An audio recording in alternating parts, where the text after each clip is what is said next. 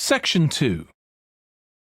You will hear a manager in a company talking to employees about volunteering for charity work.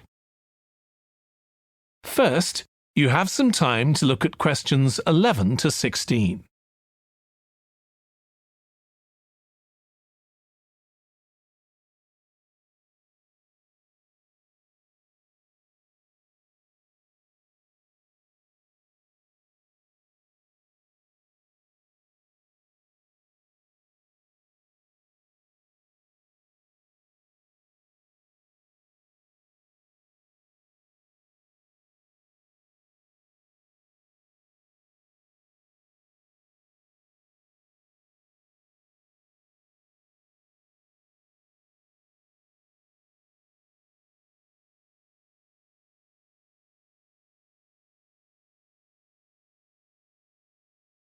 Now listen carefully and answer questions 11 to 16.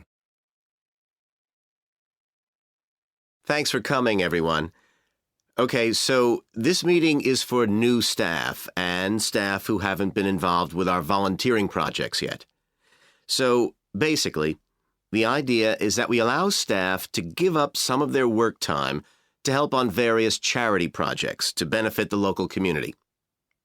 We've been doing this for the last 5 years, and it's been very successful. Participating doesn't necessarily involve a huge time commitment. The company will pay for 8 hours of your time. That can be used over 1 or 2 days all at once, or spread over several months throughout the year. There are some staff who enjoy volunteering so much, they also give up their own free time for a couple of hours every week. It's completely up to you. Obviously, many people will have family commitments and aren't as available as other members of staff. Feedback from staff has been overwhelmingly positive. Because they felt they were doing something really useful, nearly everyone agreed that volunteering made them feel more motivated at work. They also liked building relationships with the people in the local community and felt valued by them. 1 or 2 people also said it was a good thing to have on their CVs. One particularly successful project last year was the Get Working project. This was aimed at helping unemployed people in the area get back to work. Our staff were able to help them improve their telephone skills, such as writing down messages and speaking with confidence to potential customers, which they had found quite difficult. This is something many employers look for in job applicants, and something we all do without even thinking about every day at work. We've got an exciting new project starting this year. Up until now, we've mainly focused on projects to do with education and training, and we'll continue with our reading project in schools and our work with local charities. But we've also agreed to help out on a conservation project in Redfern Park. So if any of you fancy being outside and getting your hands dirty, this is the project for you. I also wanted to mention the annual Digital Inclusion Day, which is coming up next month. The aim of this is to help older people keep up with technology. And this year, instead of hosting the event in our own training facility, we're using the ICT suite at Hill College, as it can hold far more people.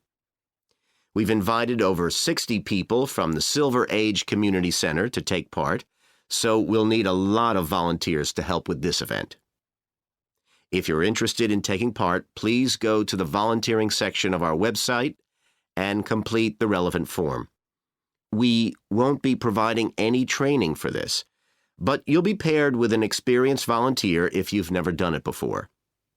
By the way, don't forget to tell your manager about any volunteering activities you decide to do. Before you hear the rest of the talk, you have some time to look at questions 17 to 20.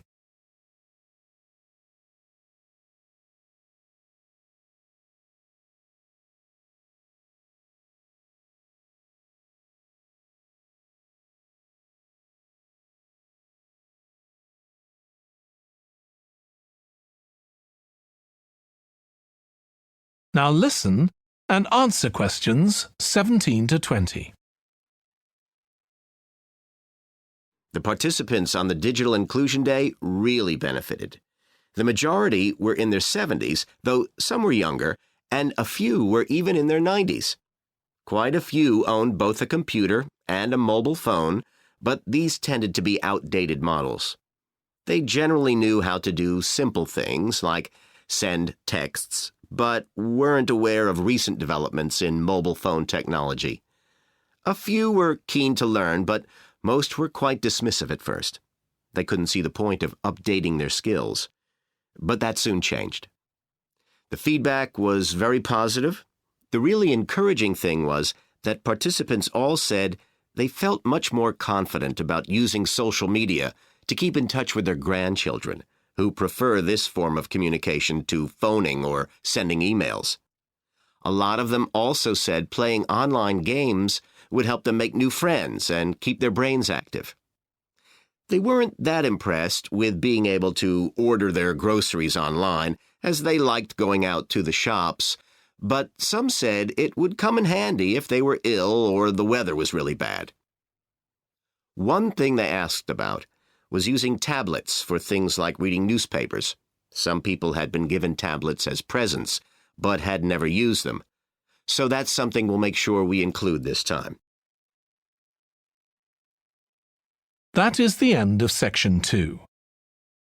You now have half a minute to check your answers.